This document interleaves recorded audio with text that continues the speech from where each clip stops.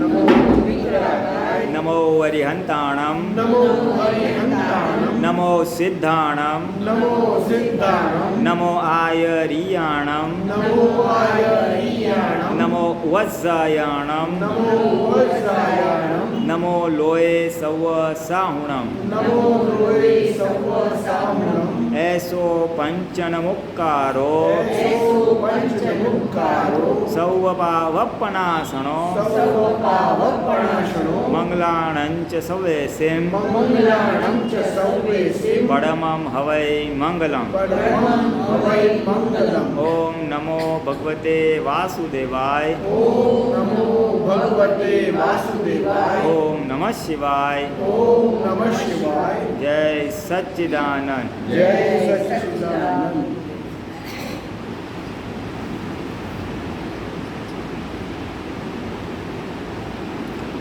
જો આના પરથી સમજવા મળે ખબર છે કે આપણો ભોગવટાનો ટાઈમ પૂરો થાય ને તો ખુશી આવી જાય.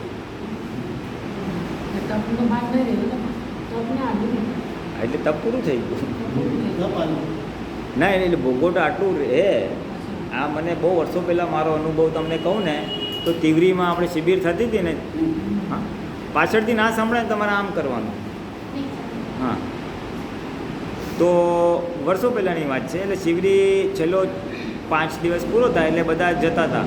2 વાગે 2:30 વાગે બધાને એક એક કારમાં બધા આપતા પુત્રોને મોકલતા હતા from Tiwari to Jodhpur railway station. 1-1.25 કલાકનો ડ્રાઈવ છે. હવે બરાબર 2:30 વાગે ઉનાળાનો સમય, 45 ડિગ્રી ટેમ્પરેચર, એટલે તપે બરાબર ગરમી. એટલે બધા આમ જાય એટલે 2-3 આપતા પુત્રો આ ગાડીમાં આ મોટા ભાગે બધી ગાડીમાં એસી હતું. પછી મને એક મારુતિ ગાડીમાં મોકલ્યો, એમાં એસી નહીં. મારો વારો એમાં આવ્યો એમ. એટલે પછી તો શું ગરમી લાગે, પેલું તો તપતું હોય પતરું. અમે એટલે મેં રેનકચીફ રાખેલો ને, પછી એક જગ્યાએ જરા ઊભી રહીને એ પલાળે આવ્યો પાણીમાં અને આમ રાખું, આમ કરું, આમ હજી લૂછ્યું અને 2 મિનિટમાં તો કોરું કટ થઈ જાય. હા એટલે સમાવ આવ્યો છે મેનેજિંગ. અને મારી આગળ બીજી ગાડીઓ જાય અને બધા મને દેખાય અંદર બેઠા છે. પછી ક્યાંક પછી ફાટક આવે, અડધો કલાક રન આવે, એ કંઈ પછી બહાર નીકળીને કાંઈ એવું ડ્રમ બમ દેખાય, પાણીમાં રૂમાલ ભીનો કરી આવું, પછી ચલાવું.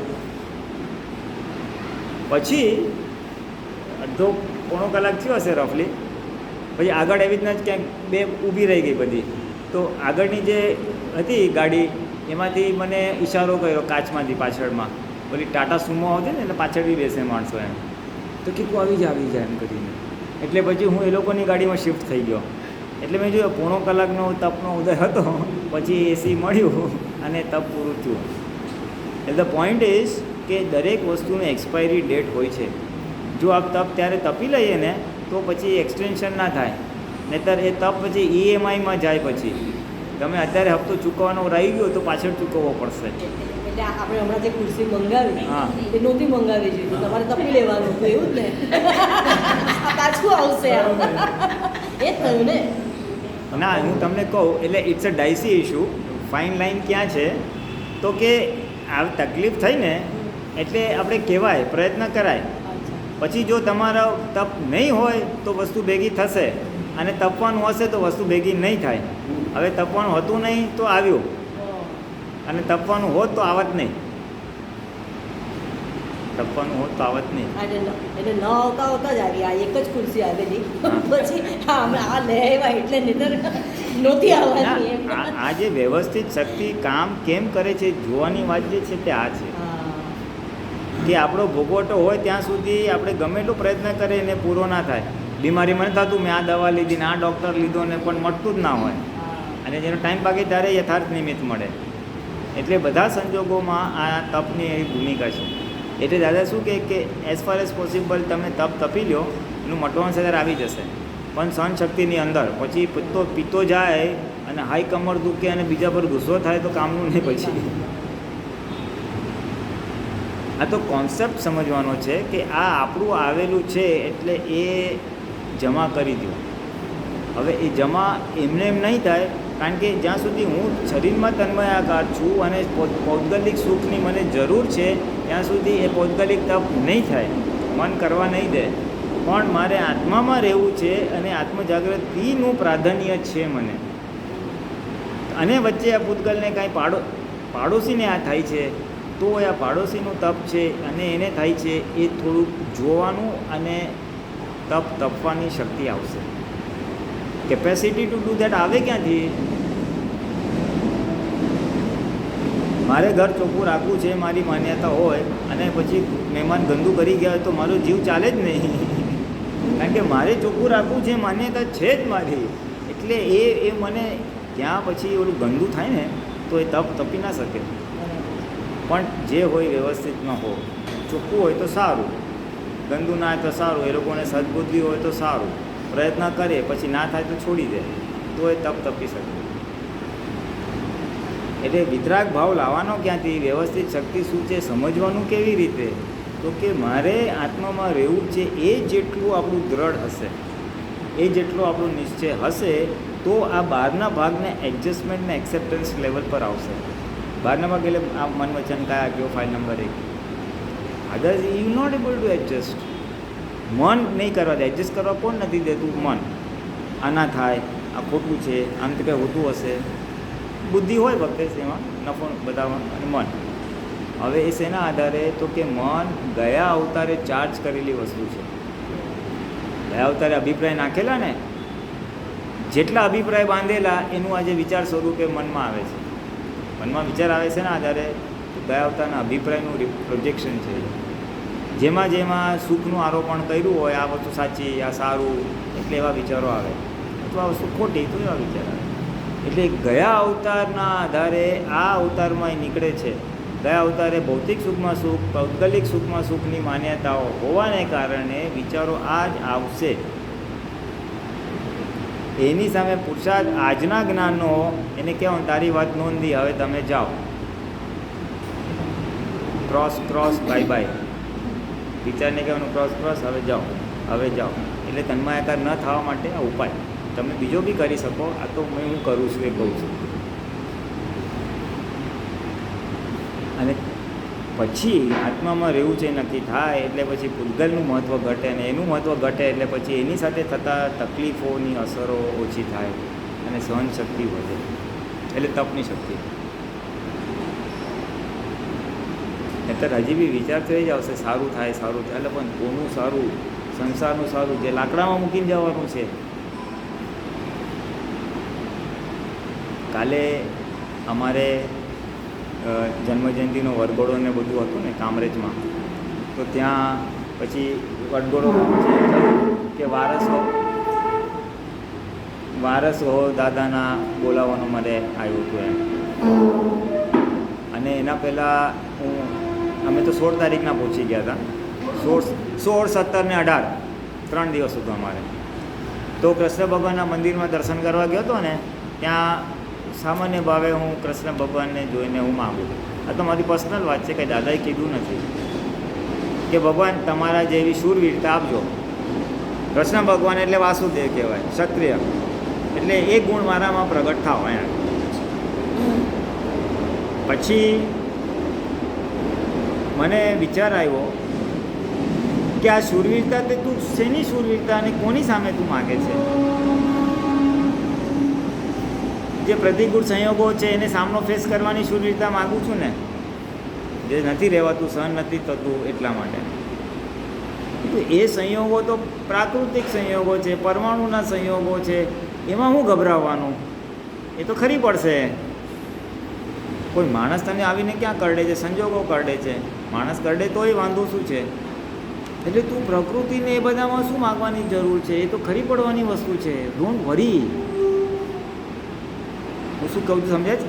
આ પરમાણુ છે અને પછી બીજું જ્ઞાન શું થયું? એટલે સમજ થઈ કે આ તો તારા જ ઊભું કરેલી વસ્તુ છે, બીજા કોઈ ઊભું નથી કરેલું. આ તારું ઊભું કરેલું આવ્યું છે અને ખરી પડવાનું છે, તો એમાં ગભરાવાની ક્યાં જરૂર છે?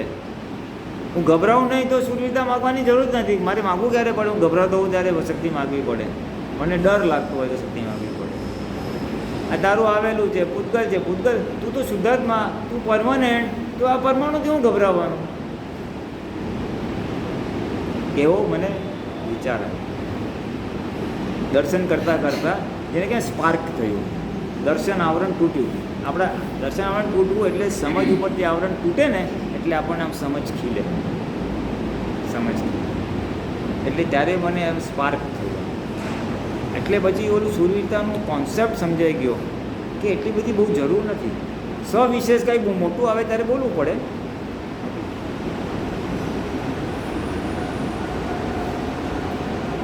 એટલે આપણી પ્રકૃતિ આપણે બનાવેલી છે ગયા અવતારમાં સુખનું આરોપણ કરીને, એટલે આ અવતારમાં એ બધા અભિપ્રાય ખેંચી કાઢવાના છે. આ ના હોજો, આ ના હોજો, આ આખી નવ કલમ એ જ છે ને કે હમ ન દુભા એવી શક્તિ આ પ્રમાણ એ ખેંચીએ છીએ આપણે, અભિપ્રાય રિવર્સ કરીએ છીએ. અહંકાર ખેંચવું એટલે આ હું એક્સેપ્ટ નથી કરતો.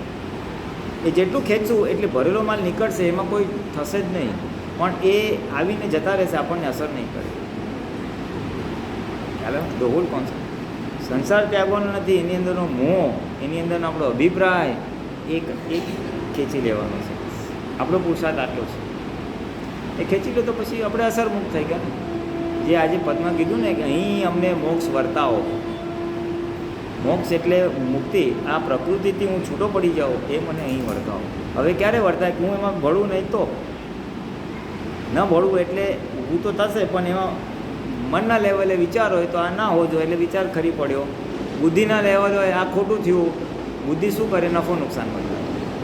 નફો નુકસાન એટલે આ સારું, એટલે આમાં ફાયદો થશે, આમાં નુકસાન થશે.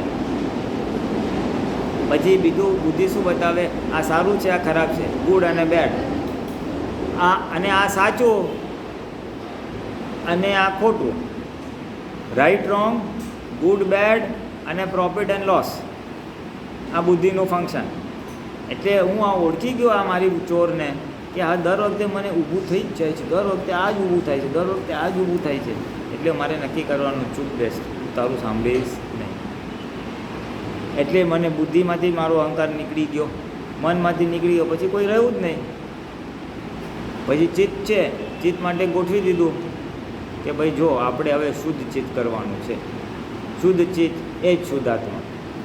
હવે ચિત્ત એટલે જ્ઞાન અને દર્શન, એટલે અવળી સમજણ અને અવળા જે છે એને મારે સવડા કરવાના. કઈ રીતે? કે કોઈ કઠોર ભાષા બોલે તો મારે તંતીલી ભાષા નહીં બોલવાની, મારે મૃદુ રુજુ ભાષા બોલવાની. એ સાચું જ્ઞાન દર્શન છે. એટલે મેં મારું ઊંધું જ્ઞાન દર્શનને સાચા જ્ઞાનમાં નાખ્યું, એટલે મારું ચિત્ત શુદ્ધ થવા માંડશે. આ તો એક એક દાખલા આપું છે, એ બધી રીતે પછી એક્સપાન્ડ કરવાનું. પછી ચિત્ત મારું અહીંયા ત્યાં ભટકે છે, જ્યાં ત્યાં મારું ચિત્ત ચોંટી જાય છે વસ્તુમાં, વ્યક્તિમાં, તો હવે ચોંટવા દેવું નથી. બીજું શું કરાય? તો કે હું વિધિ બોલું ત્યારે વિધિ બોલતી વખતે અક્ષર અક્ષર વાંચવાનો પ્રયોગ કરું, અથવા કીર્તન ભક્તિ બોલું ત્યારે અક્ષર વાંચું. તો કોઈ બી વસ્તુમાં ચિત્તને હાજર રાખું, એટલે મારું ચિત્ત બી મેનેજ થઈ ગયું. અહંકાર ખેંચી લીધો, ચિત્ત શુદ્ધ થઈ ગયું. મનનું સાંભળવાનું નહીં, બાય બાય ક્રોસ ક્રોસ, બુદ્ધિને કહેવાનું નોટે, એટલે અંતસ્કરણ મેનેજ થઈ ગયું, પ્રકૃતિ મેનેજ થઈ ગઈ, ફૂલ સ્ટોપ. આપણે એટલું જ શીખવાનું છે ને. સંજોગ તમારા છે ને મારા છે ને બધુંય નીકળશે, ભાવના રાખવાની. આ તો ખાલી પ્રકૃતિ જે સંસાર તરફની છે એની મેનેજમેન્ટની વાત છે. પછી મેઇન તો ભાગ છે જ કે મારે આજ્ઞામાં આગળ વધવું જ, આ વિજ્ઞાન સમજવું જ, નિરંતર ઉપયોગ રાખવો જ, નિર્દોષ દ્રષ્ટિ રાખવી જ. એ તો બધા પોઝિટિવ આપણે નાક કરવાના, પણ નેગેટિવ આ બધું સંસાર પક્ષનું અંતસ્કરણ જે ઊભું થાય છે એની મેનેજમેન્ટની આખી વાત છે. બાકી આત્મપક્ષે તો છે જ. તમે આ વાતાવરણમાં આવો ને, તમારે કંઈ સારા વિચાર કરવા નહીં પડે. તમે શું પુરુષાર્થ કરશો એની મેંથી ઊભું થઈ જશે. હું કાલથી આ પુરુષાર્થ કરીશ, હું મારું આ નક્કી કરીશ. એ વાતાવરણની અસર છે, સંઘ બળની. બધા સંઘનો બળ છે, એટલે સંઘ બળમાં રહેવું છે એવું નક્કી કરવાનું. પતી ગયું. એટલે આ જર્ની છે, મોક્ષે જવાનો આ આખી એક પ્રવાસ છે આપણો. જેમ જેમ આપણી પ્રકૃતિ ઓળખાતી જશે એટલે એની સામેના પુરુષાર્થ ખુલ્લા થશે. તમને ઘઉંમાં કાંકરો દેખાય તો તમે વીણશો ને, ના દેખાય તો શું વીણવાના? એ પ્રકૃતિમાં મારી ભૂલ દેખાય તો તમે કાઢશો ને, તો હું રાઈટ જ છું. ભાઈ તું રાઈટ હોય તો દુઃખી થાય જ નહીં. મારી સમજ રાઈટ હોય તો હું દુઃખી થાઉં નહીં. એટલે જો હું દુઃખી થાઉં છું તો મારી સમજમાં કંઈ ફેરફાર કરવાની જરૂર છે.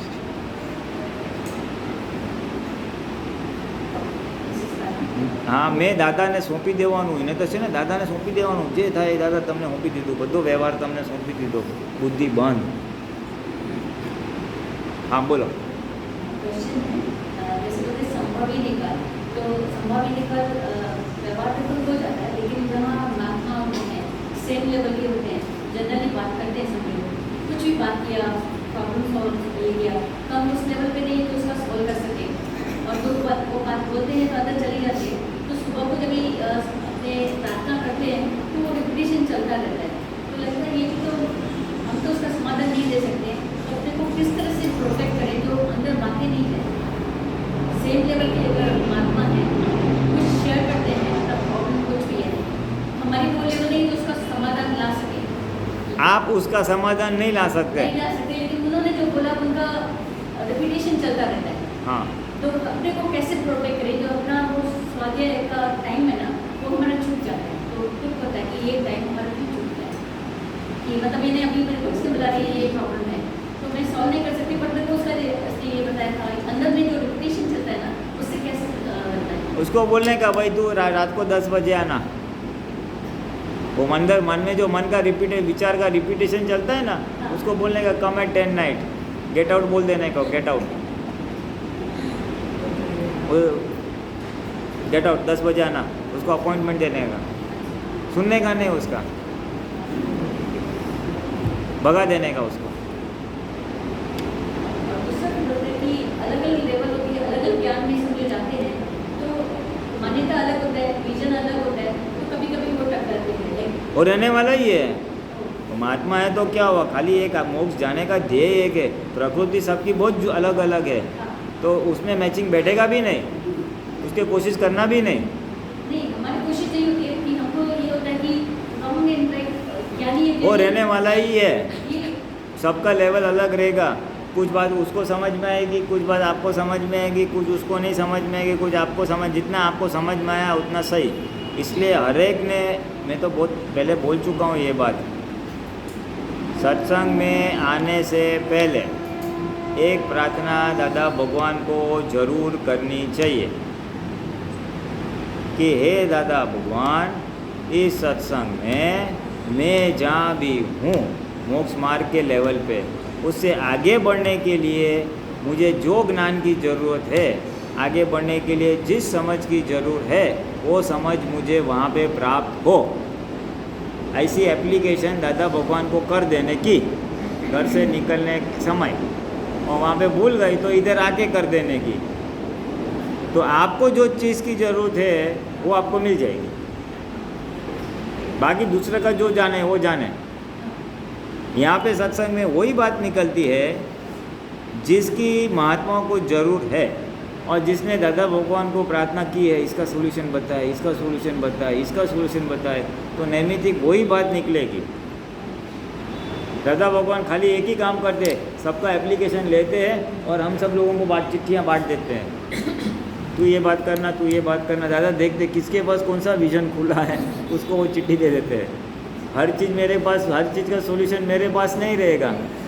तो हर एक हफ्ते उत्तर के पास अलग अलग सोल्यूशन है. तो दादा खाली ऐसा टेलर मेड कर देते हैं, जिसका सोल्यूशन जिसके पास है ना, डॉक्टर और दर्दी जमा इकट्ठा कर देते हैं. आपको एप्लीकेशन करने की बस. परिग्रह जो करते हैं अंदर में इतने सारे क्वेश्चन करते हैं, हालांकि जब भी क्वेश्चन किया है एक लेवल हमेशा ऊंची पाई है, क्योंकि हमारी जो समझ होती है लिमिटेड होती है. जब भी क्वेश्चन आप पूरा से किए तो विजन का और क्लियर होता है. तो कहीं कहीं नहीं लगता कि ये भी परिग्रह एक्सेस क्वेश्चन करना बुद्धि तक है, ये भी इससे भी ऊपर उठने का कोई रास्ता है कि जो अंदर क्वेश्चन तो उतना करने का जो हमको इमीडिएटली मोक्ष मार्ग में हेल्प करे.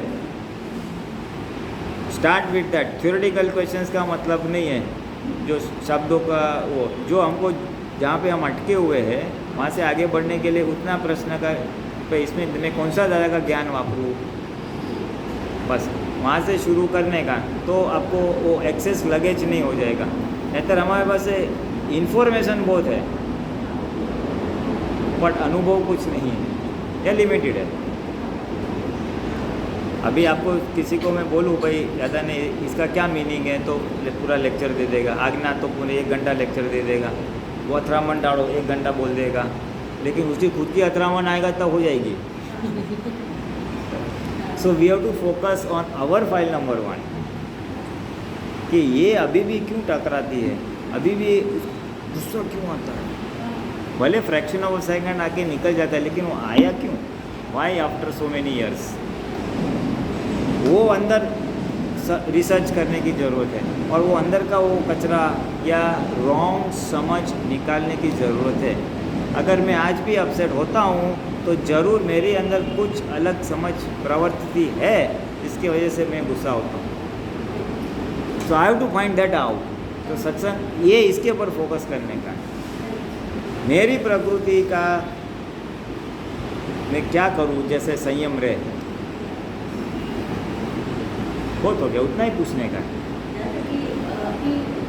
व्यवस्थित शक्ति जो बोला केवल ज्ञान तक पहुंचा सकती है, व्यवस्थित शक्ति समझने में रोज फेल हो जाते हैं, रोज किसी न किसी को लिमिट को दोषी हो जाता है, फिर सेट करना पड़ता है। तो ऐसी जागृति हमेशा बनी रहेगी। एकदम कोई लगता है उसमें वीक है, जो समझ थोड़ी कचाश है, जो फिर देने फेल हो जाते हैं, रोज फेल हो जाते हैं। तो ऐसा कोई ऑप्शन है जो व्यवस्थित शक्ति ठीक हो जाए। हाँ, तो व्यवस्थित शक्ति तो बहुत बड़ा टॉपिक है, लेकिन थोड़ा थोड़ा आपको अनुभव तो हो सकता है ना कि यहाँ तक आप आए आज, तो सब अच्छे अनुकूल संयोग थे, तो वो व्यवस्थित हो गया ना। वो हमारा बनाया हुआ व्यवस्थित है। हमारी भावना थी सत्संग में आने का है, तो सत्संग में आने के संयोग प्राप्त हुए। फिर खाने के वाले में ऐसा होता है कि हमको जो खाने की इच्छा होती है वो कुदरती वो परमाणु आ जाते हैं। तो ऐसे अलग अलग पहलू में हमको ऑब्जर्व करना पड़ेगा। ऐसे संजीवने का व्यवस्थित होता है। कोई कपट करे ना तो कपट करता है तो वहाँ पे व्यवस्थित नहीं करता कि मेरा सब है, ये लगता है कपट, या तो मैं उस जगह से हट जाऊँ क्योंकि मेरा प्रयोग सत्य की तरफ है, आत्मा की एक भी पल नहीं छूटे और कपट वाली प्रकृति से डील करना पड़ता है। तो वहाँ एक उदास फाइल है, संभव से निकाल करने का, बस वो तो रहने वाला ही है। मेरे साथ भी ऐसे लोग हैं जो मेरे साथ कपट करते हैं। I know it very well. मेरे मुंह पे तो अच्छा अच्छा बोलते हैं, लेकिन पीठ के पीछे क्या करते हैं मेरे को मालूम है। क्या करूं मैं, बोलो। है मेरे साथ भी ऐसा है।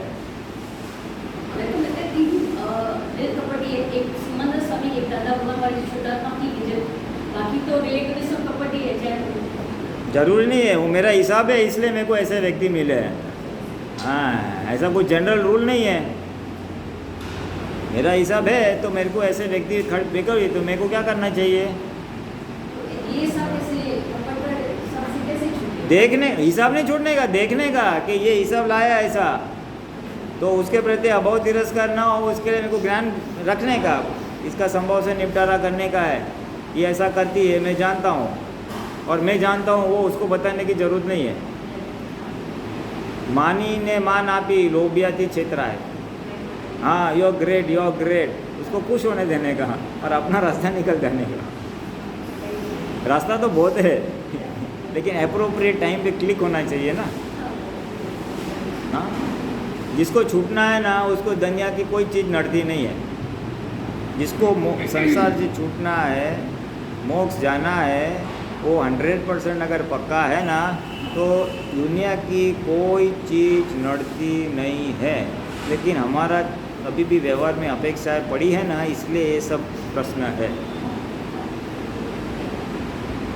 तो वो हमको हमारी प्रश्न, हमारी अपेक्षाओं के ऊपर ध्यान रखने का है। वो तो सामने वाला तो जो करना है वो करेगा, हमारे हाथ में थोड़ी है। वो हमारे हिसाब से आता है। व्यवस्थित को समझने का बोल रहे हैं ना आप, अरे वो तो खाली नक्की करो, वो बड़ा टॉपिक है। एंड व्यवहार भी विशाल है ना। मेरे घर में बाथरूम में एक टॉयलेट है, विच आई डोंट यूज़ फ्रीक्वेंटली। दूसरा है, और वो नल चलता नहीं है, तो उसको बदली करने का था।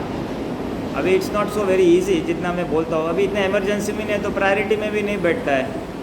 थोड़ा तो मैं क्या करता हूँ, थोड़ा टाइट करके, जोर से टाइट किया तो बंद होता है, नहीं तो थोड़ा थोड़ा टपकेगा। तो मेरे को तो प्रॉब्लम है कि कोई विजिटर आता है ना, तो वो वापरता, मेरे को वापस जाके बंद करना पड़ता है। फिर मैं क्या करता, मैं बकेट रख दिया, थोड़ा टपक टपक करे थे, बाद में मैं बंद कर दूँगा। मैंने बीच वाले रास्ते बहुत निकाले, इच्छा थी करे करे, लेकिन सोल्यूशन नहीं आ रहा था। फिर एक बार बाज़ार में जाने का हुआ किसके साथ, तो लेके तो आया नल। तो मैं नल आया, अभी प्लम्बर कहाँ से लाने का, अभी प्लम्बर वो ज्ञान जल्दी मिल जाए, प्लम्बर जल्दी नहीं मिले, क्योंकि उसका प्रायोरिटी अलग होता है, हमारा अलग होता है। तो मैंने छोड़ दिया था, चलो देखते कब होता है। 6 महीने के बाद प्लम्बर कोई बाजू में आ रहा था, मैं चल मेरा भी कर देना, हाँ कर देता हूँ। तो 6 महीने के बाद वो रिपेयर हो गया। तो मेरे को विश्वास बैठ गया कि हर चीज़ है ना अपने टाइम पे होने वाली है। प्रयत्न करने का, प्रयत्न पूरा करने का, भावना रखने की, बट इधर तो मुझे ऐसे ऐसे टुकड़े टुकड़े में अलग अलग समय पे अनुभव हुए और विश्वास बैठते गया है। आप भाव करते जाओ, वो अपना टाइम पे ही वो चीज़ पूरी होगी, और अगर पूरी नहीं होती है समझना आपके काम की नहीं। हाँ, ये मोह में है, कषाय में है, संसार में है, और इतने सारे एन नंबर ऑफ एग्जांपल्स हैं ना। घूमने में मेरे को घूमने का बहुत शौक था, सब हिल स्टेशन में घूमने का, हिल स्टेशन में हाँ तो पहले तो फादर मदर के साथ आधा पौना इंडिया में घूम चुका हूँ। माथेरान, महाबलेश्वर, महाराष्ट्र से ऑलमोस्ट किया होगा, गुजरात किया होगा, गुजरात में इतना नहीं, राजस्थान थोड़ा किया था, फिर साउथ इंडिया पूरा किया था। हाँ, फॉरेन भी कंपनी के काम से मैं गया था, और उसके बाद भी सत्संग के निमित्त से बाद में गया मैं। फिर नहीं, बात तो सुनो, व्यवस्थित बोल रहे हैं ना, व्यवस्थित फिर जब मैं बॉम्बे में रहता था, आज से बहुत साल पहले, तो આપણે એલું ગોરાઈ કે છે ને, મારવે, મલાડ મારવે, ગોરાઈ वो तब वो, हाँ मड आइलैंड, हाँ मड आइलैंड वॉज फेमस। और वो गोराई बीच ऐसे नाम बहुत सुनने आता था 15-20 साल पहले, और सबके मुंह से मैं सुनता है गोराई में जाके इधर बीच है, ये हो, तो मेरे को अंदर होता है गोराई जाने का, गोराई। वैसे घूमने में तो मैं बचपन से जू चौपाटी में भी, जू बीच है वहाँ पे भी बहुत बार दरिया में नहाया हूँ। फिर वो गिरगांव चौपाटी में भी मौज किया है बचपन में बहुत, काफ़ी दरिया उसके साथ मेरा हिसाब किताब ज़्यादा है। मैं तो फॉरेन में भी नहा के आया हूँ बीचेस पे। मैं जहाज़ से दरिया में बहुत सारी सफ़र की है, एक हिसाब की बात है। तो उस समय मेरे को गोराई बहुत होता था, लेकिन जाने के संजोग बनते नहीं थे। तो काफ़ी साल चला, फिर एक बार कुछ संजोग बना, कुछ महात्मा लोग जा रहे थे, तो उसके साथ मेरे को भी जाने को हुआ। फिर वहाँ पे मैं गया ना, तो मैं थरली डिसअपॉइंट हो गया। इसमें क्या है, वो काली काली मांडली है, बीच है, बकवास है। मैं बोला उससे तो अपने जू चौपाटी और गिरगांव चौपाटी अच्छा है। तो मुझे समझ में आया, ब्रह्म ज्ञान हुआ मुझे कि तेरे लायक जो होगा ना कुदरत लेके जाएगी, और तेरे लायक जो नहीं है ना वो कुदरत नहीं लेके जाएगी। तो अगर कहीं घूमने का नहीं होता है ना, तो समझना तेरे काम का नहीं है।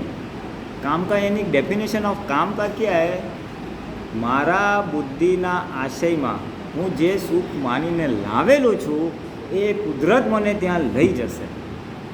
समझ में मैं क्या बोला, मेरे बुद्धि आशय में लेके आया हूँ। अभी हो सकता है इन हाइंडसाइड, आज देखते हुए, कि मैं शायद दरिया किनारे के साथ लेके आया होगा, तभी विदाउट एफर्ट वो सारा बहुत एग्जीक्यूट हो गया, विदाउट एफर्ट हो गया, कुदरत ने कर दिया।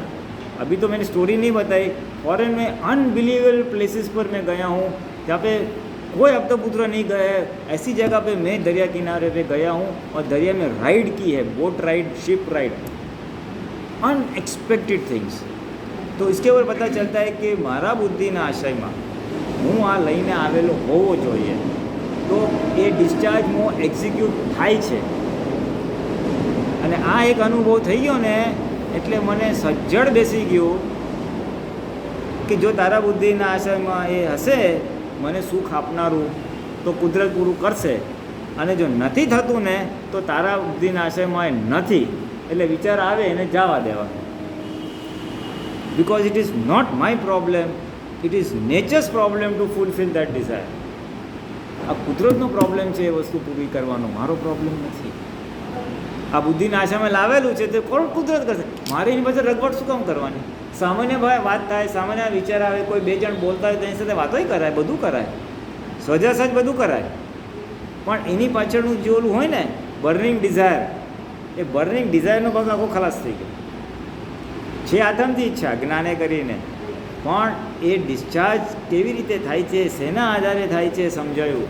આ તો વ્યવસ્થિતનો પોઈન્ટ કીધો ને એટલે પછી આ એટલે મને આ બાબતનો વ્યવસ્થિત ક્લિયર કટ થઈ ગયું કે આ મન વચન કાયા એના બુદ્ધિના આશયમાં જે ચાર્જ કરેલું હશે એ કુદરત પૂરું કરશે, મારે માથાકૂટ કરવાની જરૂર નથી. એટલાન્ટામાં 2000 આરામથી 2018માં હું અમેરિકા ગયો હતો, એટલાન્ટા શહેરમાં ગયો હતો, આઈ થિંક એટલાન્ટા હતો. ત્યાં તો સત્સંગ રાત ના હોય એટલે સવારે આમ ફ્રી હોય તો એક મહાત્મા કે ચાલો પુલિનભાઈ આપણે અહીંયા જઈએ. પછી મને લઈ ગયા એ સિટીમાં, એક્વેરિયમ હોય છે ત્યાં. અને પછી ગયા પછી જોયું અફલાતૂન એક્વેરિયમ હતું જે આપણે ક્યારેય કલ્પના ના કરી શકીએ. આમ ઉપરથી આપણે અંદર હોય, ઉપરથી બધી ફિશિસ દેખાય અને બધા શો હોય. વેલ માછલી છે ને, વેલ નહીં, ડોલ્ફિનના શોઝ હોય. અનબિલિવેબલ હે, આફરીન થઈ ગયો. મેં કીધું શું વાત છે, મને તો ખબર બી નહીં કે આ શહેરમાં જોવાલાયક છે.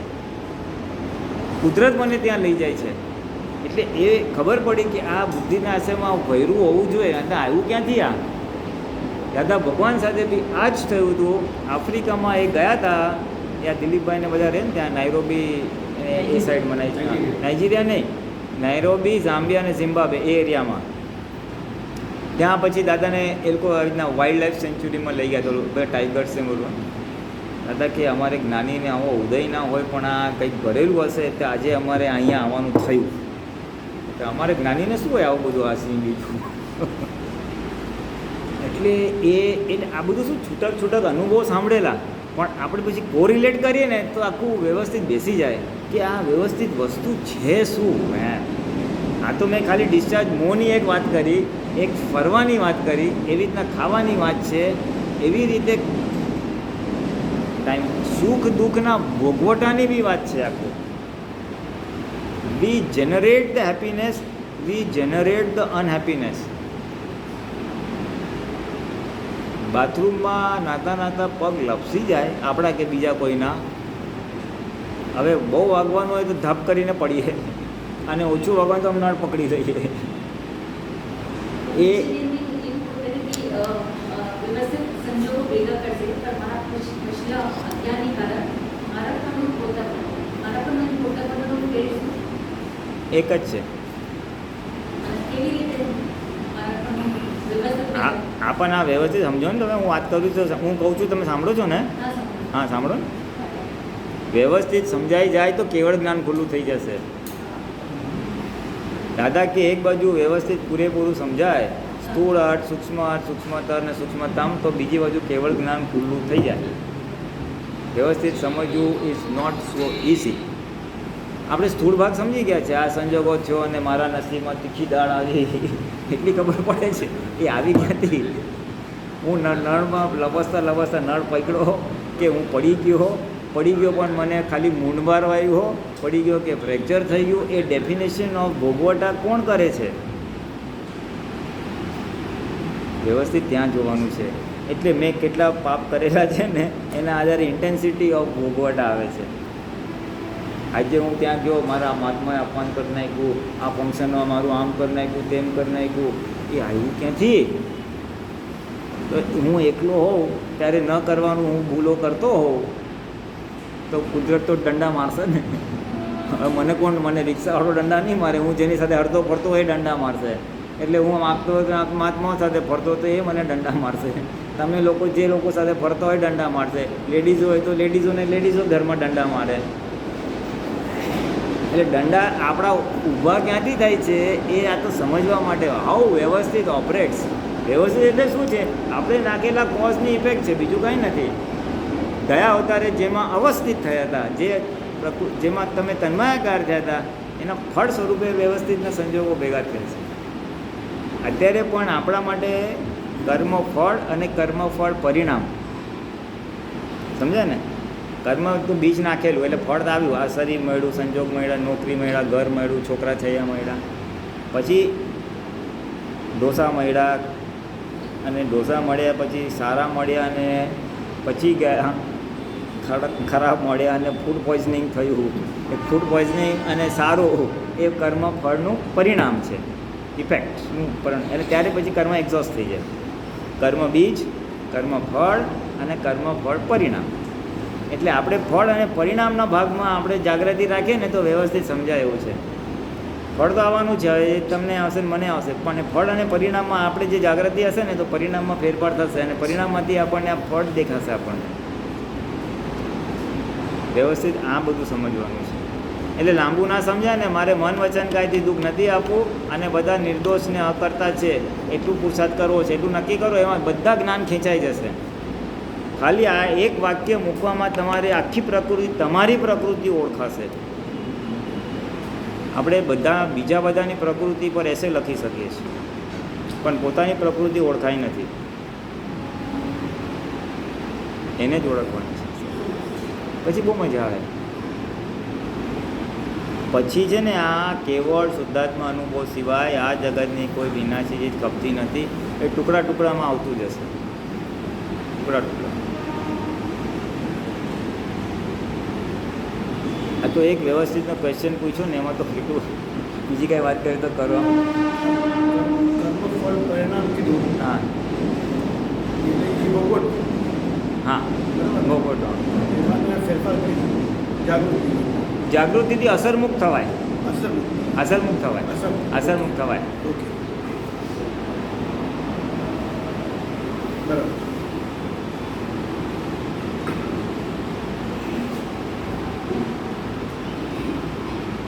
એટલે અસરમુક્ત થવામાં એક જ મોટામાં મોટું જો એક લાઈનની સમજ હોય ને તો છૂટા પડી જવું. પ્રકૃતિથી છૂટા પડવું તો જ અસરમુક્ત થવાશે. આપણે છે ને, આપણે બે રીતે જ્ઞાનમાં પ્રગતિ થાય છે, અસરમુક્ત થવાય છે. એક જ્ઞાને કરીને. જ્ઞાને કરીને એટલે શું કે જે બી વસ્તુ આવ્યું એની સામે આપણે પ્રતિપક્ષી જ્ઞાન મૂકીએ. એ કાંઈ થયું તો કે ભાઈ ભોગવો તો મને આવ્યો ને, એટલે ભોગવે તેની ભૂલ. એટલે હું જ્ઞાનથી અસરમુક્ત થયો કે ભાઈ આ વ્યવસ્થિતમાં આમ હતું, એટલે હું જ્ઞાનથી અસરમુક્ત થયો. અને બીજું વિજ્ઞાનથી. વિજ્ઞાનથી એટલે છૂટા પડી જવાથી.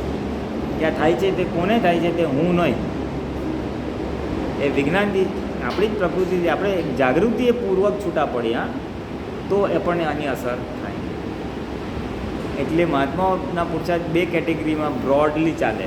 એક જ્ઞાનની સમજણ અને એપ્લિકેશન, અને એક વિજ્ઞાનથી છૂટું પડે.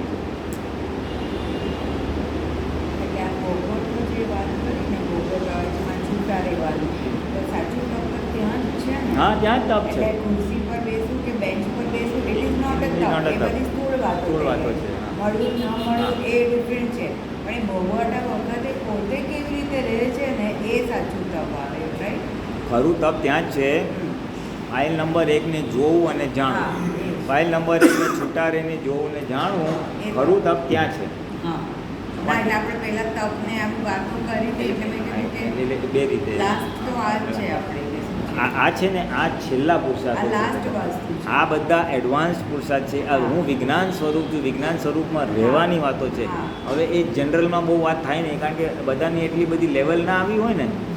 એ ઘણા વખતના વાત સમજ કરી હોય, એપ્લાય કરતાં પછી થાય હવે છૂટાપણા પર આવો.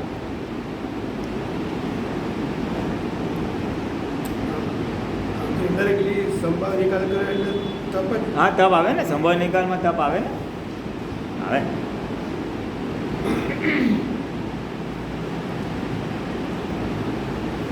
એ તપ અનિવાર્ય છે, તપ અનિવાર્ય. અને એનામાં છે ને, મેં થોડા વખત પહેલાં કંઈક દાદાના ફોટા જોયા, દાદાની થોડી વિડીયો કંઈક જોવા આવે થોડુંક, તો આમ દાદા દુબળા પતલા લાગે, કાલ બેસી ગયેલા લાગે, આમ થાકેલા લાગે. એક કંઈક જ્ઞાન વિધિ આપે છે ને દાદા, જ્ઞાન આપે પછી 5 આજ્ઞા સમજાવતા હતો. જૂની કંઈક એક વિડીયો જોવા આવી હતી મારા, તેમાં દાદાનું આમ શરીરને જોઈએ ને થાક લાગે. પછી દાદાની વાતો સાંભળીએ કે દાદાને જોન્ડિસ થયું હતું, આટલા દિવસો ચાલ્યું, કોઈ દાદા સ્થિર હતા, દાદાનું કફનું આમ. એના ઉપરથી એક અંદાજ આવે કે એને નિરંતર આત્મામાં રહેવાનો જ પુરુષાર્થ હતા. અને ફાઇલ નંબર 1 ઉદયકરને આધીન નિકાલ કરતા થાય છે. હવે એ જોઈએ ને એટલે થોડી હિંમત આવે, આપણને પ્રેરણા મળે કે need not care so much about file પ્રકૃતિ. પ્રકૃતિની એટલી બધી કાળજી લેવાની જરૂર નથી. એટલે લેવાની, પણ વધારે પ્રાયોરિટી આત્માને આપશું ને તો આ પ્રકૃતિ છે ને એની મેં સેલ્ફ ટેક કેર ઓપરેટિંગ મિકેનિઝમમાં હોય જ છે. ના કીધું કે એનો ટાઈમ પાકશે એટલે કરેક્ટિવ એક્શન, ઉપાય, દવા મળી જશે. પણ એ ક્યારે બને? હું એમને છોડી દે પ્રકૃતિને હેન્ડલ નહીં કરવાનું, દુઃખે તો દુઃખે એમ નહીં. આત્મામાં રહેવું છે માટે આત્મામાં રહી અને પછી ઓલું પડવાનું. આપણે છે ને તપ બી છે ને એ બી સમજવા જેવું છે. મારું અપમાન કરી નાખ્યું, સમજે છું, હું સમજાવું છું એને. કોઈ સાથે વાત કરતા હોય, એનો વ્યૂ પોઈન્ટ ને મારો વ્યૂ પોઈન્ટ મેચ ના થતો હોય, હું એને સમજાવ ઓલો ના સાંભળે, તોડી પાડે, આપણને ઇન્સલ્ટ કરી નાખે, એટલે પછી આવું છે. પછી હું ચૂપ બેસી જાઉં, ચાલો આપણે એડજસ્ટ કરો, અથડામણ ટાળો, આપણે આમ ને આમ.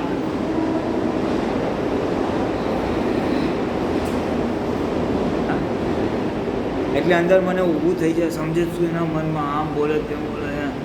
પછી મારું કંઈ ચાલે એવું હોય નહીં, એટલે હું ચૂપ બેસી ગયો હોઉં.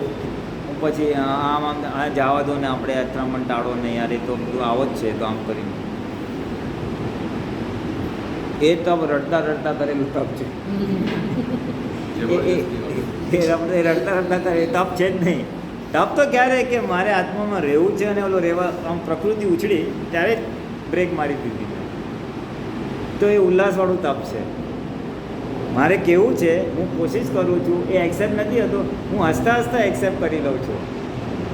ચાલો ભાઈ આજે આપણો હિસાબ આવો છે.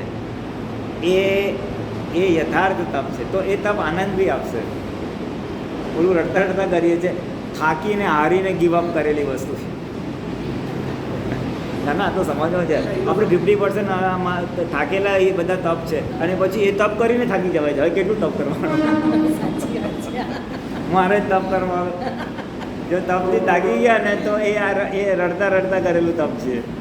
બિકોઝ દાદાએ કીધું તપ કરવાનું એટલે હું કરું છું, એટલે હું તો છોડું જ નહીં. મારે આત્મામાં રહેવું છે માટે હું પ્રકૃતિનો એક્સેપ્ટ કરું છું. તો એ વિતરાગોની દ્રષ્ટિથી કરેલું તપ છે. એટલે આ તમારું વિતરાગ વિજ્ઞાન તમારા અંતરાશય મુજબ મને સમજાય એવું પ્રાર્થના કરવાનું છે. તમે કયા વ્યૂ પોઈન્ટથી કહેવા માગો છો એ વ્યૂ પોઈન્ટથી હું સમજું. નહીંતર તો અત્યારે શું થાય છે, મને ઘણીવાર મહાત્માઓની આમ ટ્રેજેડી જેવું લાગે. જેટલા આપતા પુત્રો આવે ને એ પોતાના વ્યૂ પોઈન્ટથી એનો પુરુષાર્થ ઠોકે, એટલે બધાને ઇન્સ્પાયર થાય હું કાલથી આ કરીશ. એટલે ફરક થાય યાર, કરે માણસ તો પૂછે છે યાર, આટલા બધા અલગ અલગ વ્યૂ પોઈન્ટથી આટલી એટલી વાતો કરે, સાચું કયું? એટલે કહેવાનું દાદા તમારા વ્યૂ પોઈન્ટ જે હોય ને એ તમારા અંતરાશયથી મને સમજાય એવું કરજો. એટલે આપણને આપણી પ્રકૃતિ અનુસાર જે વસ્તુ જરૂર હશે ને એ વસ્તુ મળી જશે, અને પિન પોઈન્ટેડ આપણને એ વસ્તુ સમજાઈ જશે. વ્યૂ પોઈન્ટ બધાને આવશે, પણ આપણે સિલેક્શન આપણું ઓટોમેટિક થઈ જશે. નીડ બેઝ જેને કહેવાય ને.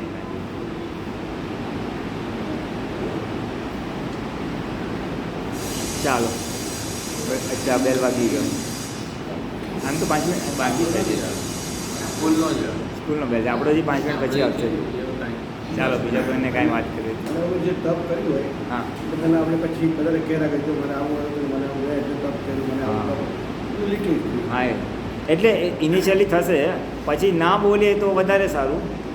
પણ એ છે ને, એ આત્મામાં રહેવાનું જેમ નક્કી થશે ત્યારે લીકેજ બંધ થશે. શરૂઆતમાં તો થશે થોડું, પણ કાંઈ વાંધો નહીં, લીકેજ કરીને કરો તો ખરા, પછી આગળ નહીં.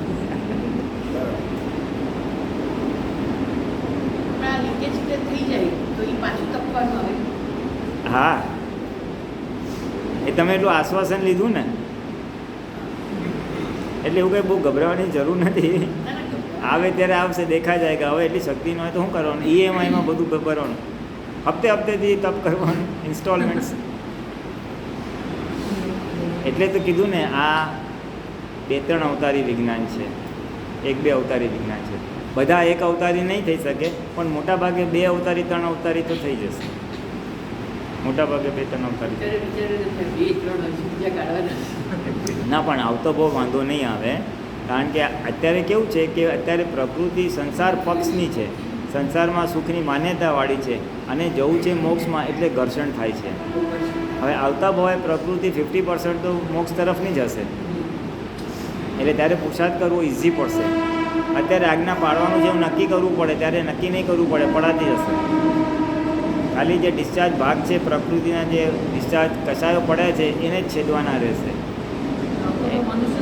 એટલે પછી આવતો બહુ ઇઝી રહેશે, એક અત્યારે જ કરવાનો, અને એના પછી ઓર બી ઇઝી રહેશે. કાલે સત્સંગમાં એવું કીધું હતું કે આપણે આ બધા તીર્થંકરોની બધાને કેવી રાહોજ લાલી હોય કે એ લોકોને કોઈ કમાવાની કે જીવવાના સાધનોને માટેની કોઈ એવી ઓલી હોય, અને આપણે એવું આગળ અજ્ઞાતમાં એવું કંઈ કરીને આવ્યા છીએ કે જેને લીધે આપણે આ બધું પણ રહે છે કે ભાઈ આપણે જીવવા માટેનું સંસાધન શોધવાનું જોઈએ. એટલે આપણું એટલું પુણ્ય એની ઓછી પડે છે કે જે પૂરેપૂરી આપણે આમાં નથી વાપરી શકતા. તો એને માટે આપણું હવે કેવું ભાવને કેવું હોવું જોઈએ કે જેને લીધે આપણો આવતો ભાવ એવો આવે કે જે ફક્ત આને માટે જ આપણે ખર્ચી શકીએ. બસ મારે મોક્ષ સિવાય કાંઈ જોતું નથી, નિરંતર આત્મામાં રહેવું, એની રીતે આવી જશે. હા, આત્મામાં રહેવાના સંયોગ મળી આવશે. એટલે દેહને તમારે સાચવવો નહીં પડે, દેહને કુદરત સાચવશે. દેહને સાચવવાના સંયોગ કુદરત આપશે. આ સાધુઓ દીક્ષા લે છે તો એને કોણ સાચવે છે? કુદરત જ સાચવે છે ને. એના મહાત્માઓ કે મુમુક્ષો સાચવે છે, અને નિયમ છે કુદરત સાચવે છે. તીર્થંકરનું 50% કામ દેવદેવીઓ જોઈ લે, જ્ઞાનીઓનું બધું કામ દેવદેવીઓ જોઈ લે. એટલે જેટલું આપણે આત્મામાં આવશું ને એટલું કામ કુદરત કરશે આપણું. એ તો આ વિચાર આવો આવે છે, આપણું કોણ કરશે, કેવી ન કરશે. છેવટે આ દેવી ટેમ્પરરી છે, આપણું સ્વરૂપ જ નથી, આપણે એની પડી જ ના હોય, એ કુદરત કરશે. આત્મામાં રહેવું છે નક્કી કર્યું, આત્મામાં રહેવાના સંયોગ મળશે જ, એની મેં તો સચવાઈ જશે. પૂતગલની ભાવના જ નથી કરવાની આપણે, હજી પૂતગલની ભાવના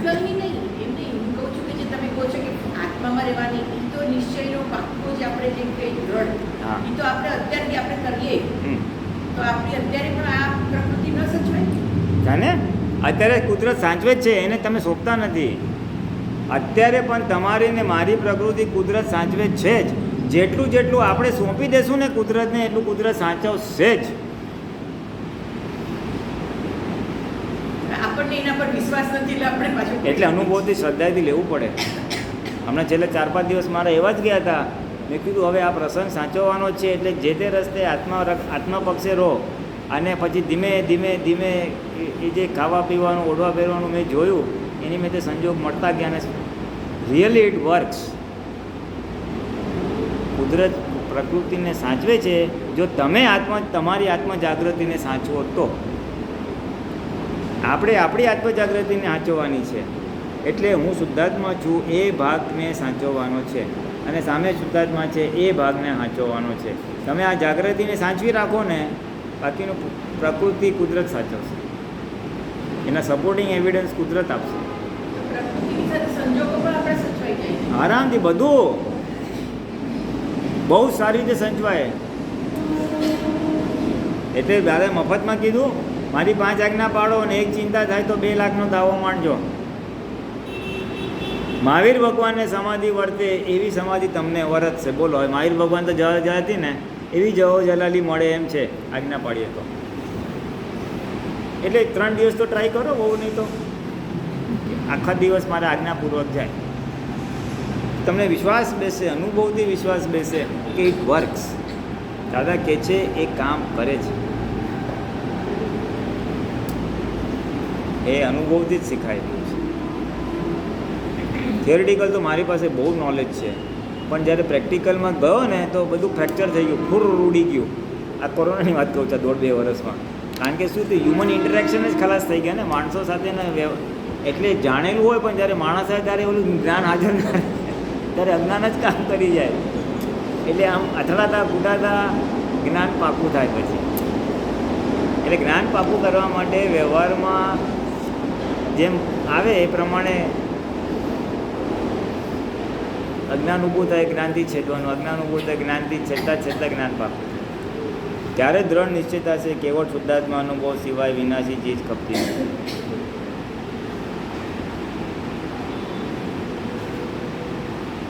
હા ભાઈ, આમ મોક્ષ માર્ગ સહેલો છે, અઘરો શું કામ? પ્રકૃતિ અઘરું કરી નાખે છે. ચાલો લંચ બ્રેક. સચ્ચિદાનંદ.